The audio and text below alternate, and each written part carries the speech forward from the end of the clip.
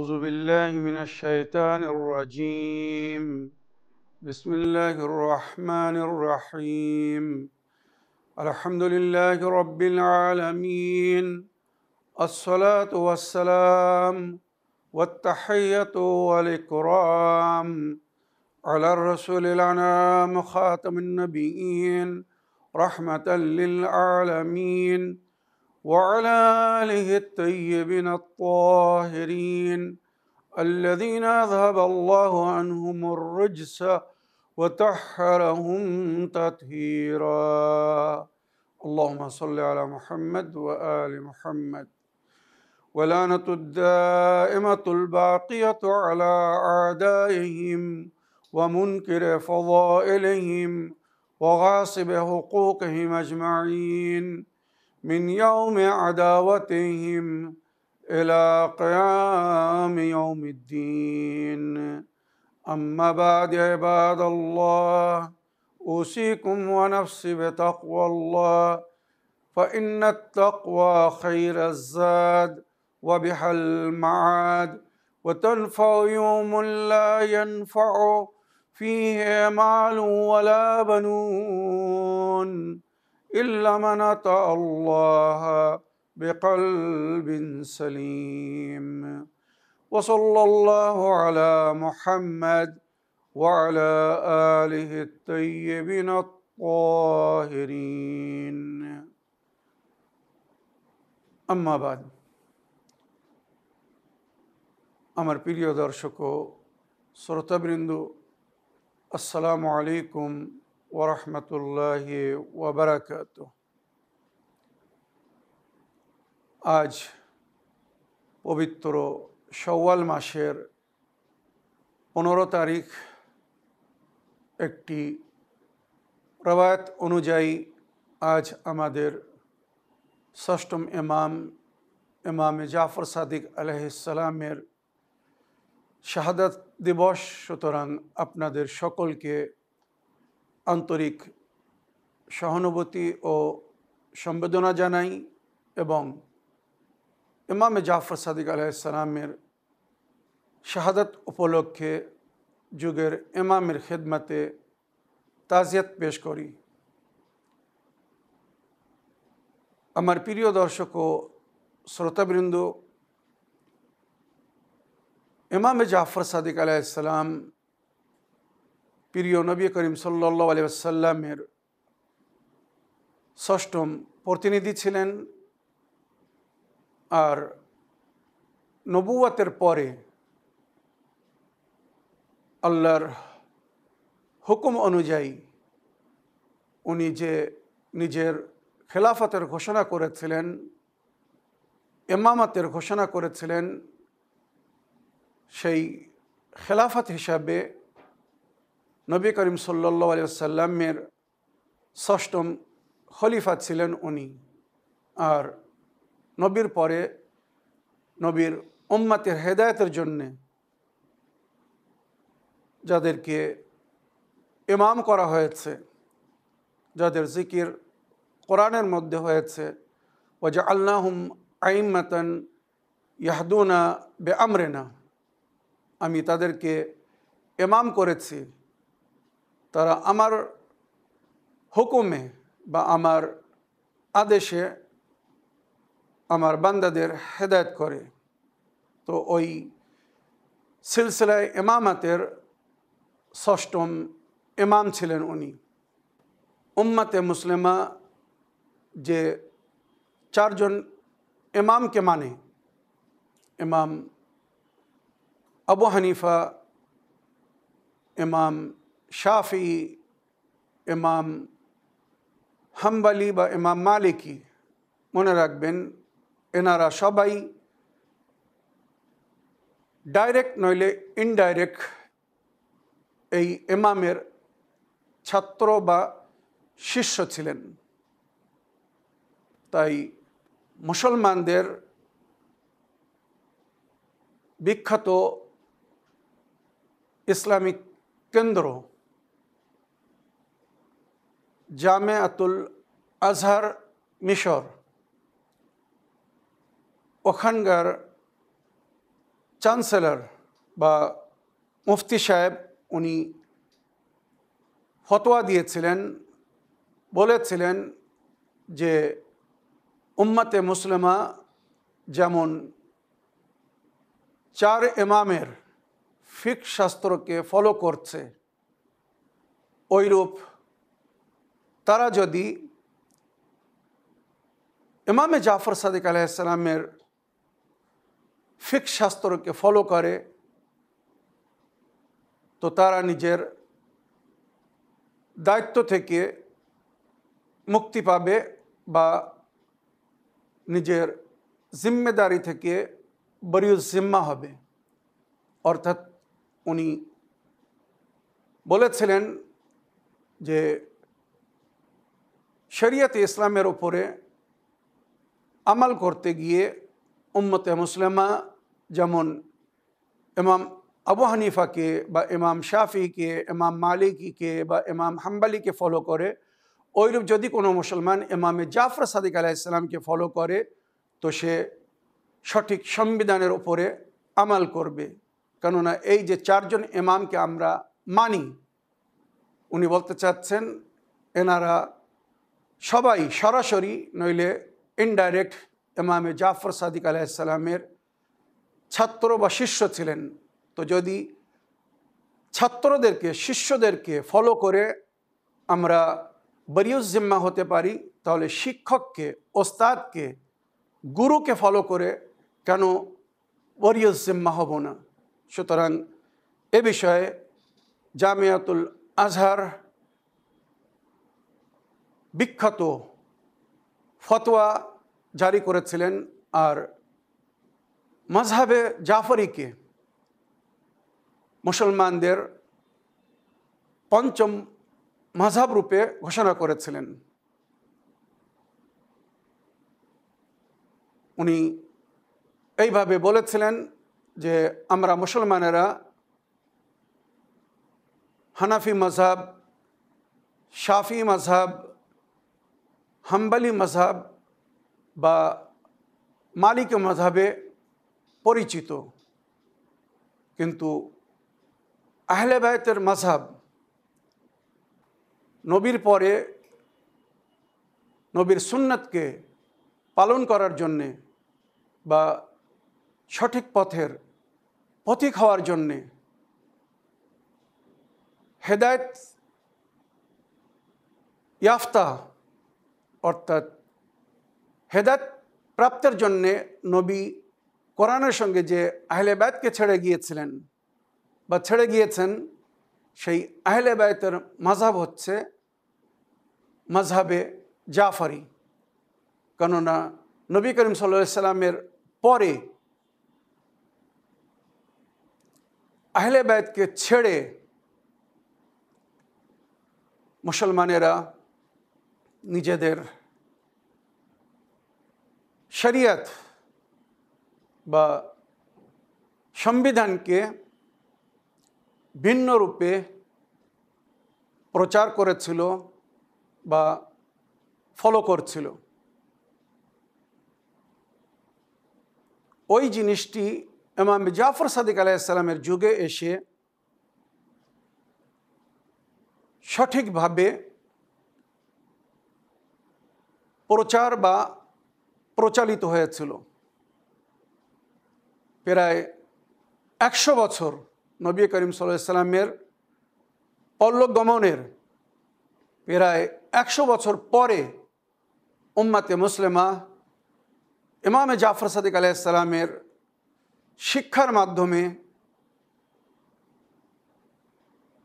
মাযহাবে আহলে বায়ত এবং নবীর শরিয়তকে, নবী করিম সাল্লাল্লাহু আলাইহি সাল্লামের শরিয়ত বা ইসলামিক সংবিধানকে ওইভাবে জেনেছিলেন যেভাবে নবী নিজের উম্মতের জন্যে ছেড়ে গিয়েছিলেন। মনে রাখবেন, নবীর পরে নবীর শরিয়ত, দ্বীনে ইসলামের সঠিক সংবিধান যে ব্যক্তির মাধ্যমে সবচেয়ে বেশি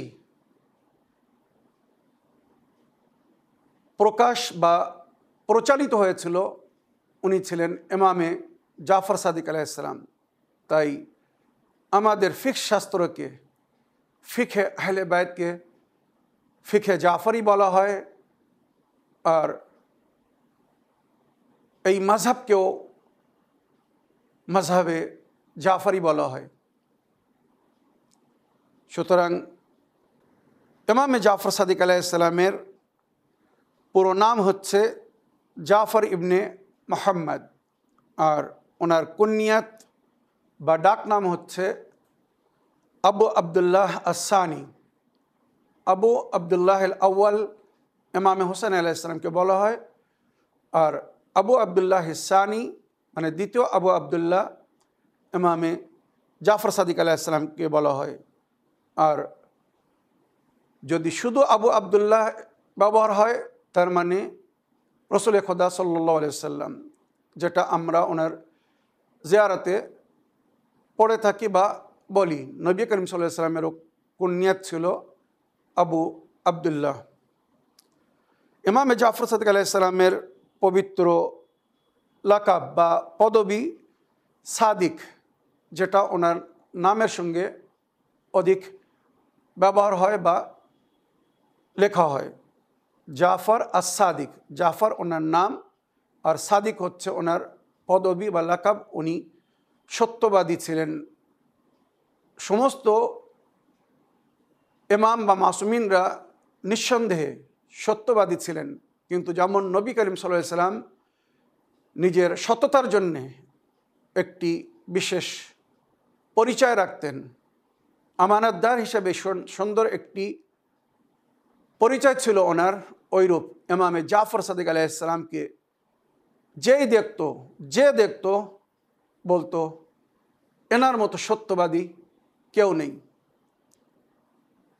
সুতরাং ওই জন্যে সমস্ত ধর্মের জাতের লোকেরা ওনার কাছে শিক্ষা লাভ করতে আসতো। মনে রাখবেন, নবী করিম সাল্লাল্লাহু আলাইহি সাল্লামের পরে সবচেয়ে বেশি শিষ্য বা ছাত্র যিনি পেয়েছিলেন বা সর্বাধিক ছাত্রদেরকে তিনি বিভিন্ন শিক্ষা দিয়েছিলেন, উনি ছিলেন ইমামে জাফর সাদিক আলাইহিস সালাম। উনি শুধু দিন বা শরিয়াতে ইসলামের শিক্ষা দেননি, এই যে মডার্ন সায়েন্স, এই যে বিজ্ঞান, মনে রাখবেন এটা ইমামে জাফর সাদিক আলাইহিস সালাম এবং ওনার পিতা ইমামে মুহাম্মদ বাকের আলাইহিস সালামের মাধ্যমে দুনিয়াবাসীরা পেয়েছে। আজ যে বিজ্ঞানের উপরে নির্ভর করে, যে সায়েন্সের উপরে ভরসা করে মানুষ এত উন্নতি করছে বা করেছে, মনে রাখবেন এই সায়েন্সের ভিত রেখেছিলেন ইমামে মুহাম্মদ বাকের আলাইহিস সালাম, আর ওটা প্রচালিত হয়েছিল ইমামে জাফর সাদিক আলাইহিস সালামের মাধ্যমে। জনাবে জাবির ইবনে হাইয়ান ওনার ছাত্র ছিলেন। আজ বিশ্বের সমস্ত ইউনিভার্সিটিতে ওনার লেখা বই পড়ানো হয় সায়েন্টিস্ট তৈরি করার জন্যে বা সায়েন্স শিক্ষা গ্রহণের জন্যে। বিশ্বের সমস্ত ইউনিভার্সিটিতে জনাবে জাবির ইবনে হাইয়ানের বই পড়ানো হয়, যিনি ইমামে জাফর সাদিক আলাইহিস সালামের কাছ থেকে শিক্ষা লাভ করে সেই শিক্ষা, সেই জ্ঞান দুনিয়ার সামনে তুলে ধরেছিলেন। তো মনে রাখবেন, এক সময় একই ওয়াক্ত ইমামে জাফর সাদিক আলাইহিস সালাম 4000 ছাত্রদেরকে বিভিন্ন ভাষায় এবং বিভিন্ন সাবজেক্টের উপরে শিক্ষা দিতেন। যে ধরনের প্রশ্ন করত নিজের প্রশ্নের উত্তর পেত। ইমামে জাফর সাদিক আলাইহিস সালামের কাছে কেউ কোনো প্রকারের প্রশ্ন করে কখনো নিরাশ হয়নি। ইমাম কখনো কাউকে বলেননি যে আমি এ বিষয়ে জানি না, আমি এ বিষয়ে কোনো জ্ঞান রাখি না, এটা আমার সাবজেক্ট না, এ বিষয়ে আমি কোনো শিক্ষা রাখি না, না, যখন যে বিষয়ে যে জিজ্ঞাসা করেছে ইমাম তার প্রশ্নের সঠিক উত্তর দিয়েছেন, যার ফলে ওনার শিক্ষা আজ পুরো বিশ্বে প্রচারিত। তো আমরা যে ইমামদেরকে ফলো করি, আল্লাহর কিতাবের মধ্যে তাদের জিকির হয়েছে, ওয়াজআলনাহুম আইম্মাতান ইয়াহদুনা বিআমরিনা, এই আইম্মা কারা তদন্ত করে দেখুন। ইয়াওমা নাদউ কুল্লা উনাসিম বিইমামিহিম, সেই দিনকে স্মরণ করো যেদিন তোমাদেরকে সমস্ত মানুষকে তার ইমামের সঙ্গে ডাকা হবে। এই ইমাম কে, কারা? এই আয়াত কিন্তু ওই 4 জন ইমামের জন্য নয়। নবী করিম সাল্লাল্লাহু আলাইহি ওয়াসাল্লাম এই আয়াতের ব্যাখ্যায় বলেছেন, ওয়াল আইম্মাতু বাদি ইসনাই আশার, আমার পরে 12 জন ইমাম হবেন। আউয়ালহুম আলী ইবনে আবি তালিব, সানিউহুম আল হাসান, সালিসুহুম আল হুসাইন, রাবিউহুম আলী ইবনে আল হুসাইন। এইভাবে পরস্পর সমস্ত ইমামদের নাম বলেছিলেন। মোহাম্মদ ইবনে আলী, জাফর ইবনে মোহাম্মদ, মুসা ইবনে জাফর, আলী ইবনে মুসা, মোহাম্মদ ইবনে আলী, আলী ইবনে মোহাম্মদ, হাসান ইবনে আলী, ওয়া আখিরহুম আল মেহদি আল্লাযী ইয়ামলাউল আরদা কিসতান ওয়া আদলা বাদামা মুলিয়াত যুলমান ওয়া জাওরা। তো আমরা সেই সিলসিলায় হেদায়েতকে, সেই সিলসিলায় ইমামত ও হেদায়েতকে ফলো করছি, যার জিকির কোরআন ও হাদিসের মধ্যে হয়েছে। সুতরাং উম্মতে মুসলিমা সঠিক জিনিসকে একবার তালাশ করে দেখুক। নবী নিজের উম্মতের হেদায়েতের জন্যে কিতাব আর কিতাবের সঙ্গে যে শিক্ষক বা নবীর সুন্নাতকে সঠিকভাবে উম্মতের কাছে পৌঁছে দেওয়ার জন্যে কাদেরকে নিজের উম্মতের অভিভাবক করে গেছেন, কাদের নাম নিয়ে বলে গেছেন যে পরস্পর এনারা আমার উম্মতের হাদি হবে। আল্লাহ কোরআনে বলেছেন, ইন্নামা আনতা মুনদিরুন ওয়া লিকুল্লি কওমিন হাদ, আমি আপনাকে সতর্ক করার জন্য পাঠিয়েছি। আপনি আপনার উম্মতকে, আমার বান্দাদেরকে সতর্ক করুন, কি করলে তারা স্বর্গবাসী হবে, কি করলে তারা নরকে যাবে, কি করলে তারা জাযা পাবে, কি করলে তারা সাজা প্রাপ্য হবে, কি করলে আল্লাহ খুশি হবে, আর কি করলে আল্লাহ নারাজ হবে। এই সমস্ত বিষয় নবী সতর্ক করেছিলেন। ওয়া লিকুল্লি কওমিন হাদ, আর আমি প্রতি কওমের জন্য একজন হাদি রেখেছি, প্রতি যুগের জন্য একজন এলাহি প্রতিনিধি হাদি থাকবে। সেই এলাহি প্রতিনিধি, সেই হাদিকে তালাশ করুন, হেদায়েত পেয়ে যাবেন, সঠিক পথ পেয়ে যাবেন। ইমামে জাফর সাদিক আলাইহিস সালাম সেই হাদি ছিলেন নিজের যুগে, নিজের জামানায়। ওনার দ্বিতীয় পদবী বা লাকাব হচ্ছে সাবির, ধৈর্যধারী, সহনশীল। উনি অনেক কষ্ট সয়েছিলেন, তারপরেও কোনো প্রকারের বিপ্লব সৃষ্টি করার চেষ্টা করেননি। বানু উমাইয়া ও বানু আব্বাসের বিভিন্ন রাজাদের, শাসকদের যুগে উনি জীবনযাপন করেছিলেন, কিন্তু অন্যায়কে কখনো সমর্থন করেননি, যার কারণে ওনাকে অনেক কষ্ট সইতে হয়েছিল। তারপরেও আলহামদুলিল্লাহ উনি সুযোগ পেয়েছিলেন নিজের জাদ নবী করিম সাল্লাল্লাহু আলাইহি সাল্লামের দিন এবং শরীয়তকে সঠিকভাবে তার উম্মত বা অনুগামী ও অনুসারীদের কাছে পৌঁছে দিতে। কেননা যে সময় উনি ইমামতের এই দায়িত্ব বহন করেছিলেন, সে সময় বানু উমাইয়া এবং বানু আব্বাসের মধ্যে রাজিত্ব লাভের জন্যে একটি যুদ্ধ চলছিল। বানু উমাইয়া তারা এই রাজিত্বে নিজেদেরকে সর্বাধিক এবং সর্বোত্তম মনে করছিল। আর এটা তাদের হক বা অধিকার মনে করছিল। দ্বিতীয় দিকে বানু আব্বাস বলছিল না, আমরা নবীর বংশধারী, এই হক আমাদের। সুতরাং এর মাঝখানে ইমামে জাফর সাদিক আলাইহিস সালাম একটি সুন্দর সুযোগ পেয়েছিলেন, কেননা বানু আব্বাসের তরফ থেকে ওনাকে বলা হয়েছিল যে আহলে বায়ত যাকে সমর্থন দিবে রাজত্ব লাভ করতে সেই সক্ষম হবে। সুতরাং আপনি যদি আমাদের সাথ দেন তো আমরা রাজত্ব করব, আর দিনের দায়িত্ব আপনার হবে। শরীয়ত যেভাবে আপনি চালাবেন সেটাই চলবে। আপনার যা নবী করিম সাল্লাল্লাহু আলাইহি ওয়াসাল্লামের দিন শরীয়ত সেটাই যেটা আপনি বলবেন। ইমামে জাফর আলাইহিস সালাম জানতেন যে এরা রাজত্ব লাভ করার জন্যে আমাকে কনফিডেন্সে নেওয়ার জন্যে এই ধরনের কথা বলছে।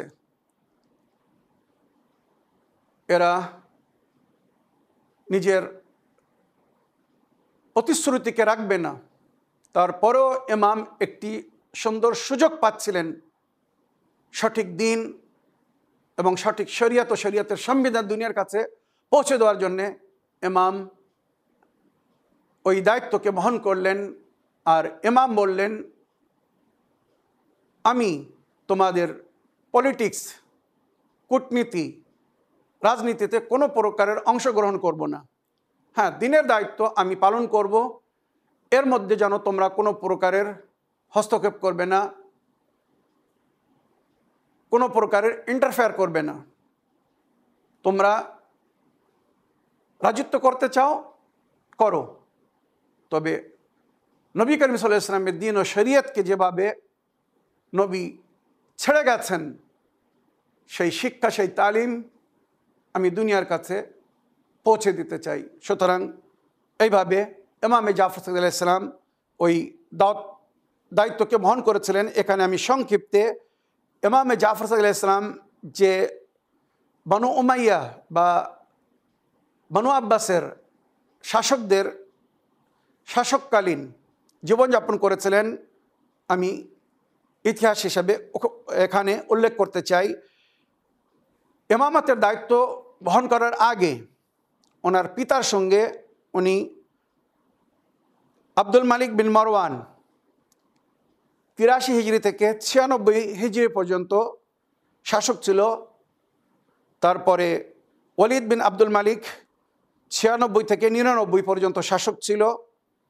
সুলাইমান বিন আব্দুল মালিক 99 থেকে 101 ওইরূপ সেই পিরিয়ডে ওমর ইবনে আব্দুল আজিজ বানু উমাইয়ার রাজাদের মধ্যে বা শাসকদের মধ্যে এই একজন ব্যক্তি ছিল যিনি সামান্য ইনসাফ করেছিলেন আহলে বায়তের সঙ্গে।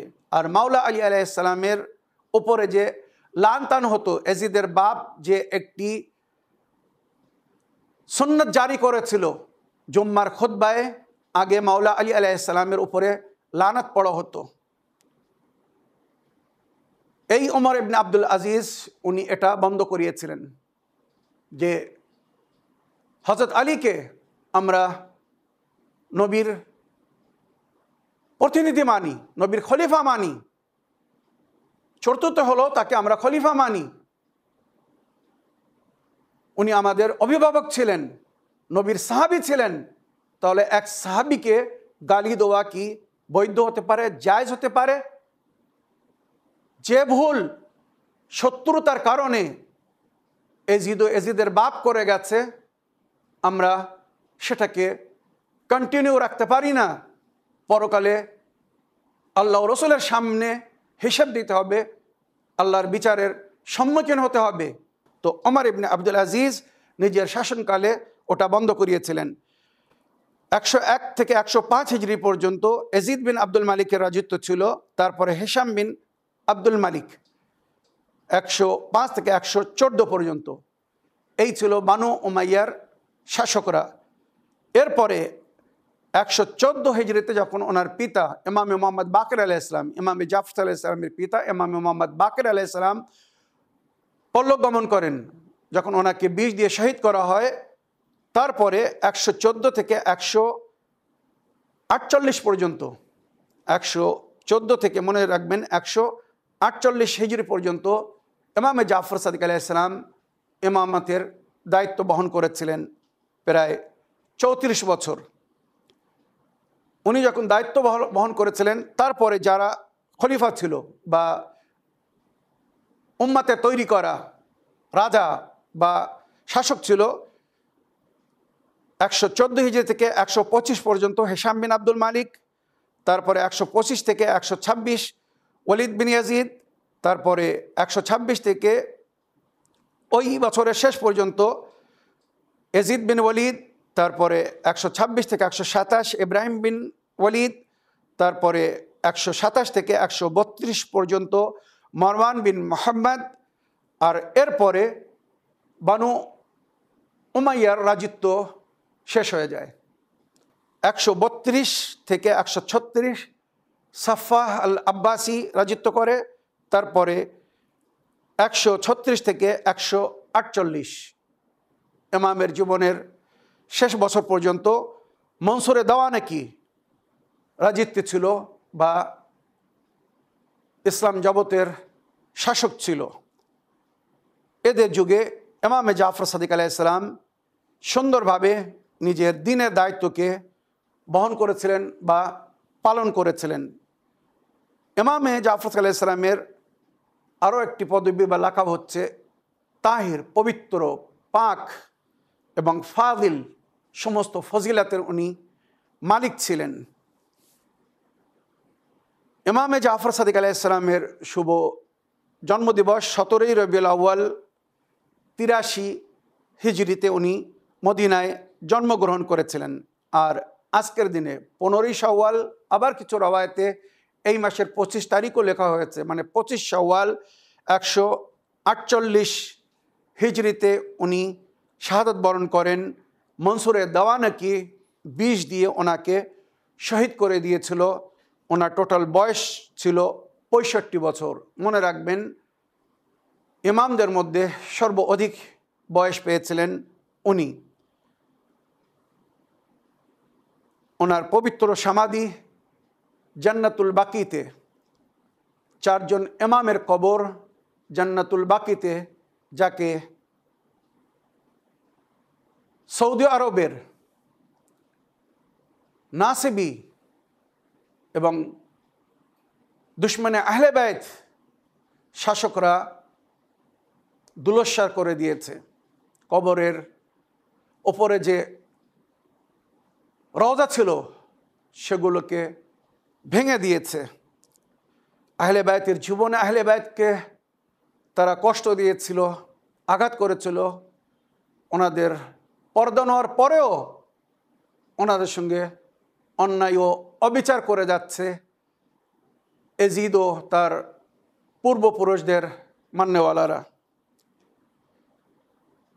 ইমামে জাফর সাদিক আলাইহিস সালামের পিতা ইমামে মুহাম্মদ বাকির আলাইহিস সালাম, ওনার মা জননী উম্মে ফরওয়া, আর ওনার স্ত্রীদের মধ্যে 2টি নাম বিখ্যাত, একটি হচ্ছে ফাতেমা আর দ্বিতীয় হচ্ছে হামিদা।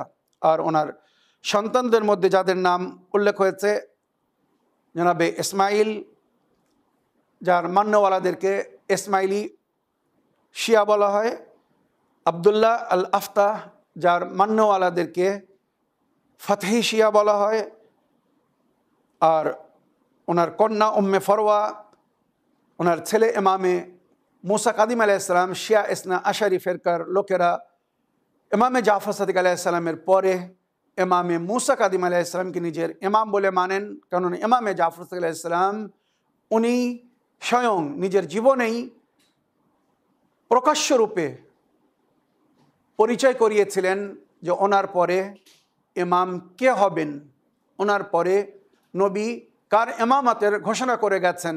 নবী এক একজনের নাম বলে গেছেন কিয়ামত পর্যন্ত। যতক্ষণ কিয়ামত না আসছে এই দুনিয়ায় নবীর প্রতিনিধি বিভিন্ন যুগে থাকবে, আল্লাহর তরফ থেকে হাদি থাকবে, যুগের ইমাম হবে। সেই ইমাম কোন যুগে কে হবে, নবী আল্লাহর তরফ থেকে তাদের সকলের নামের উল্লেখ করে গেছেন। তাই ইমামে জাফর আলাইহিস সালাম বলেছিলেন, আমার পরে তোমাদের ইমাম হবে ইমামে মুসা কাজিম আলাইহিস সালাম, যেখানে ওনার বড় ছেলে ছিল ইসমাইল। তাই ইসমাইলি ফেরকার লোকেরা বলে এই পর্যন্ত সমস্ত ইমামের বড় ছেলেরা যখন ইমাম হয়েছে, সুতরাং ইসমাইল হবে ওনার পরে ইমাম। কিন্তু তারা একটা জিনিস ভুলে যাচ্ছে যে ইমামে জাফর সাদিক আলাইহিস সালামের জীবনেই জানাবে ইসমাইল এই দুনিয়া থেকে পরলোকগমন করেছিলেন, মারা গিয়েছিলেন। সুতরাং জীবিত ইমামকে অ্যাকসেপ্ট করতে বলা হয়েছে, মৃত ইমামকে নয়। মনে রাখবেন, আমরা শরীয়তের সংবিধান যখন ফলো করি তো নিজের যুগের ইমামকে ফলো করি। আজ আমরা যুগের ইমামে মেহেদী আলাইহিস সালামকে ফলো করছি, আর ওনার অনুপস্থিতিতে, ওনার এই গায়বাতের যুগে ওনার হুকুম অনুযায়ী আমরা সেই সমস্ত উলামা, রুয়াত, মুজতাহিদিনকে ফলো করছি যাদেরকে উনি ফলো করার জন্যে অনুমতি দিয়েছেন। আম্মাল হাওয়াদিস ফরজু ইলা রুয়াত হাদিসনা।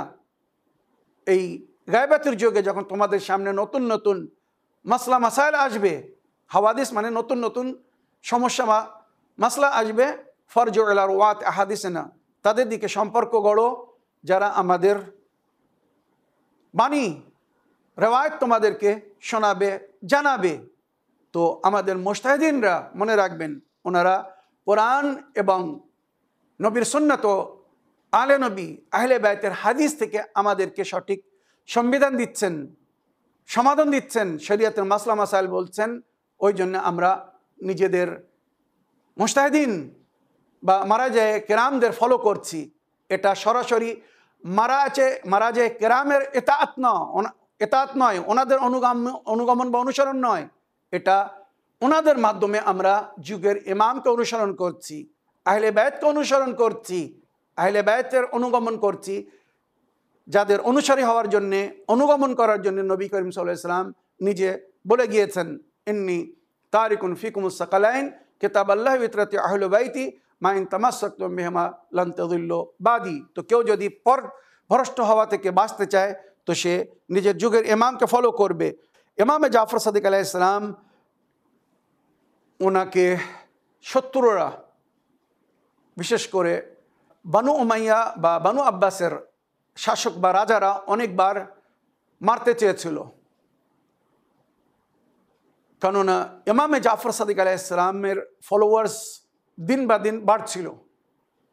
ওনার ব্যবহার, ওনার শিক্ষা দীক্ষা ও দক্ষতাকে দেখে সমস্ত জাত বা ধর্মের লোকেরা ওনার নিকটে আসছিল। সুতরাং একদিন মনসুরে দেওয়ানকি নিজের দরবানকে, রাজপ্রাসাদে যে গার্ড ছিল, সিকিউরিটি গার্ড, দরবানকে বলছে, আজ যখন ইমামে জাফর সাদিক আমার কাছে আসবেন, মনে রাখবেন সমস্ত রাজারা, শাসকরা বা খলিফারা প্রয়োজনে আহলে বাইতের সামনে নতশির হয়েছিল, আহলে বাইতের দরজায় তাদেরকে আসতে হয়েছিল। সমস্যার সমাধান আহলে বাইত ছাড়া কেউ দিতে পারেনি। সুতরাং মনসুর দেওয়ানকি যেমন ইমামে জাফর সাদিক আলাইহিস সালামের সঙ্গে ওয়াদা করেছিল যে শরীয়তের সংবিধান সেটাই গ্রান্টেড হবে যেটা আপনি বলবেন। সুতরাং আমি যখনই প্রয়োজন মনে করব আপনার কাছে অনুরোধ করব, আপনি আপনার জাদ নবীর দিন ও শরীয়ত আমার সামনে তুলে ধরবেন, আমি সেটাকে গ্রহণ করব এবং আমার শাসনকালীন আল্লাহর বান্দা ও নবীর উম্মতকে সেটাকে মানতে বাধ্য করব। কিন্তু ইমামের কথা শুনে যখন সাধারণ পাবলিক সঠিক জিনিসকে জেনে শুনে মেনে ইমামের নিকটে আসতে শুরু করলো, বাদশারা নিজেদের জন্যে খাতরা মনে করলো যে এভাবে তো একদিন এই রাজিত্ব আমাদের হাত থেকে চলে যাবে। নবীর আহলে বায়াতের যে হক বা অধিকার, যার থেকে তাদেরকে নবীর পরে বঞ্চিত করা হয়েছে, পুনরায় তারা ফিরে পাবে। সুতরাং দরবানকে, সিকিউরিটি গার্ডকে বলছে, আজ যখন ইমামে জাফর সাদিক আলাইহিস সালাম আমার দরবারে আসবেন, আমি তাকে আসার জন্য আমন্ত্রণ জানিয়েছি, তো আমার রাজপ্রাসাদে প্রবেশ করার আগে সুযোগ দেখে তাকে হত্যা করে দেবে। আমি তার জনপ্রিয়তাকে সহন করতে পারছি না। সুতরাং ইমামে জাফর সাদিক আলাইহিস সালাম নামাজের আগে বাদশার আমন্ত্রণে দরবারে আসছেন, ভেতর প্রবেশ করেছেন, বাদশার নিকটে পৌঁছে গেছেন। বাদশা দেখে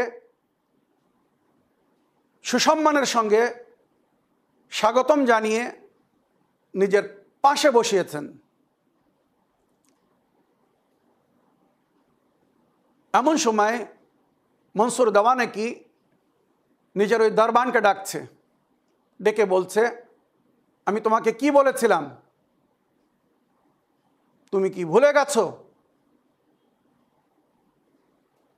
কিন্তু ইমামে জাফর সাদিক আলাইহিস সালাম ওখানে বসেছিলেন বলে, অন্যরা ছিল বলে সব কথা বলতে পারলো না।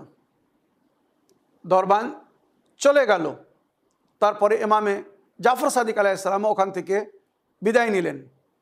ইমামে জাফর সাদিক আলাইহিস সালামের যাওয়ার পরে মনসুর দেওয়ানেকি পুনরায় আবার ওই সিকিউরিটি গার্ড দরবানকে ডাকছে, আমি তোমাকে বলেছিলাম যে ইমামে জাফর সাদিক আলাইহিস সালাম যেই দরবারে প্রবেশ করবে তাকে হত্যা করে দেবে।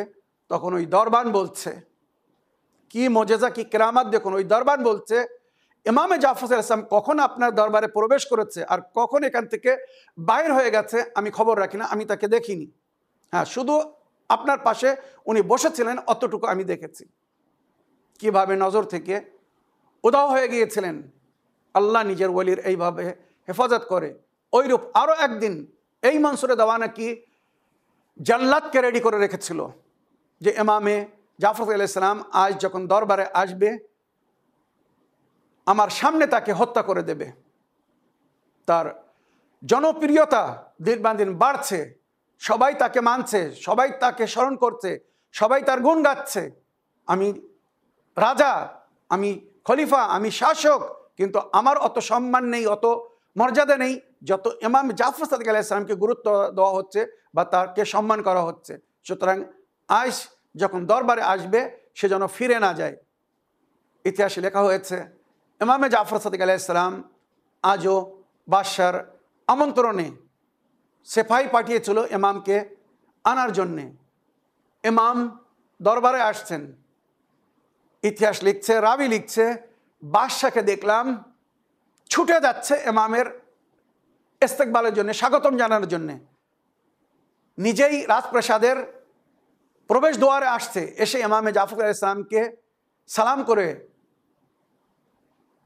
স্বাগতম জানাচ্ছে, সঙ্গে নিয়ে এসে নিজের পাশে বসাচ্ছে। ইমাম তাকে জিজ্ঞাসা করলেন, আমাকে আপনি কেন ডেকেছেন? মনসুর দেওয়ানেকি সব ভুলে গেছে, মারার প্ল্যানও ভুলে গেছে। বলছে, আমি আপনাকে ডেকেছি আপনার ভালো মন্দ জিজ্ঞেস করার জন্যে, আপনার প্রয়োজন জিজ্ঞেস করার জন্য। যদি কোনো প্রয়োজন থাকে তো বলুন, আমি সেটাকে পুরো করে নিজেকে সম্মানিত মনে করব, খুশি হব যদি আমি আপনার সেবা করতে পারি, খেদমত করতে পারি। আল্লাহ কিভাবে আহলে বায়তকে সম্মান দান করেছেন ভেবে দেখুন। এবারে ইমামে জাফর আলাইহিস সালাম বলছেন, আমার তোর কোনো প্রয়োজন নেই, আমার প্রয়োজন পুরো করার জন্য আমার প্রতিপালক আল্লাহ রব্বুল আলামিন যথেষ্ট। ওয়ামাই ইয়াতাওয়াক্কাল আলাল্লাহ ফাহুয়া হাসবুহ, যে আল্লাহর উপরে ভরসা রাখে সেই আল্লাহই তার জন্যে যথেষ্ট। এই কথা বলে ইমাম অনুমতি নিলেন আর বললেন, আজকের পরে আমাকে যেন দরবারে ডাকবি না। আমার যখন কোনো প্রয়োজন হবে,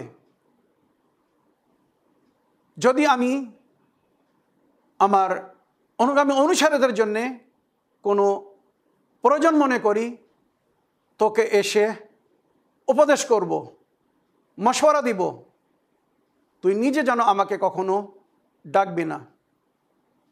ইমাম চলে গেছেন। জাল্লাদ এসে জিজ্ঞাসা করছে, আপনি তো আমাকে মারার অনুমতি দিয়েছিলেন, মারার জন্য বলেছিলেন, আর আপনি স্বয়ং তাকে স্বাগতম জানাচ্ছেন, সঙ্গে নিয়ে আসছেন, আমি তাকে কি করে মারতাম? তখন ওই মনসুর দাওয়ানিকে বলছে, যা আমি দেখছি বা আমি দেখেছিলাম তুমি দেখোনি বা তোমরা দেখোনি। ইমাম আসার আগে এক বড় অজাগার সাপ এই দরবারে প্রবেশ করেছে, যাকে তোমরা দেখোনি। যদি তোমরা দেখতে, তোমরা দরবার ছেড়ে পালিয়ে যেতে। মনে রাখবেন, অনেক অনেক সময় জিন্নাতরা সাপের রূপ ধারণ করে। আল্লাহ যাদেরকে নিজের ওলিদের হেফাজতের জন্য নিযুক্ত করে রেখেছেন, কিন্তু তাদেরকে সবাই চিনতে বা দেখতে পারে না। বড় মুখ খুলে আমার দিকে আসছিল, এমন মনে হচ্ছিল যে আমাকে খেয়ে ফেলবে। ফাসি আরবি ভাষায় সে আমাকে বলল, যদি তুই আহলে বাইতকে, নবীর বংশধারী ইমামে জাফর সাদিক আলাইহিস সালামকে, সাদিক আলে মোহাম্মদকে কোনো প্রকারের ক্ষতি করার চেষ্টা করিস, তো আমি তোর এই রাজপ্রাসাদ সহ তোকে খেয়ে ফেলবো, শেষ করে দেবো। আমি ভয়ে কেঁপে উঠলাম। নিজের জীবন রক্ষার স্বার্থে, রাজপ্রাসাদের রক্ষার স্বার্থে আমি ছুটে গেলাম ইমামের স্বাগতম জানার জন্যে।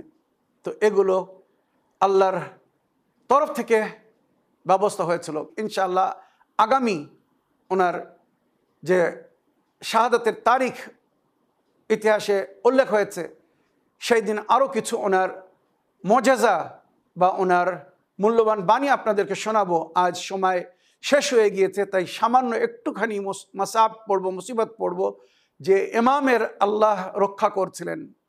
কিন্তু এক সময় আসে, আল্লাহ নিজের ওলিদের জন্যে নির্ধারিত সময় এবং নির্ধারিত মৃত্যুর জন্য উপায় করে রেখেছেন। কখন কিভাবে নিজের ওলিকে নিজের দরবারে ডেকে নেবেন, এ আল্লাহ আর আল্লাহর ওলিরা জানেন। সুতরাং এক সময় আসলো, ওই মনসুরে দাওয়ানাকি